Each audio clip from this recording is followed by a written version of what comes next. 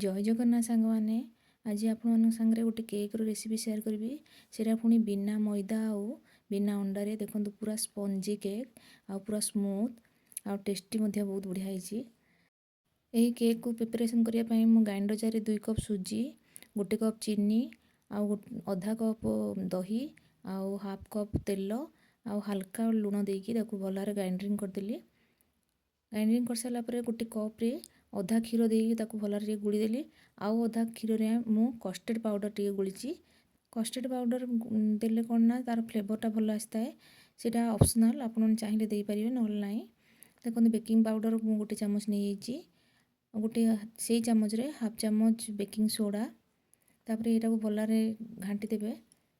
घाटी गोटे घंटा आम एमती घोड़े रखीदे कारण सुजीटा भल फुल। देखो केते सुंदर भाव फुलिकी पूरा से प्लेट रे लगी एथिरे मु 4-5 ड्रॉप वेनिला एसेंस पकेली।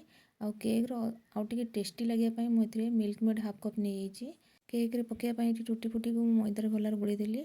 तापर ट्रे को गैस रे गरम करी से पेपर देकी चारि साइड तेल गोली देली। गोली सारा घाटी रखी बेटर को ये पकईदेली।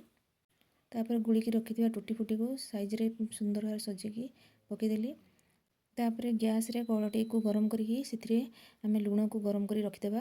किछ समय गरम हो सारा से केक को लेकिन बसीदे। 10-15 मिनट हाई फ्लेम रखिए। तापर मीडियम फ्लेम करदे। तापर देखो आमर केक केते सुंदर भाव प्रस्तुत होगा। मु छुरी रे चेक कर दूची सी माने सीझी कि नहीं कंचा अच्छी। तापर प्लेट को काढ़ी नेली। बिना अंडा और बिना मैदा रे बिना ओभेन रे आम सुजी रे केते सुंदर केक तैयारी कले। और से बहुत स्पंजी होती, बहुत ही स्मूथ होती। देखो केते सुंदर स्पंजी होती आ बहुत स्मूथ लगुच। खाया बहुत टेस्ट होती। रही नमस्कार, पुणी देखा गोटे वीडियो।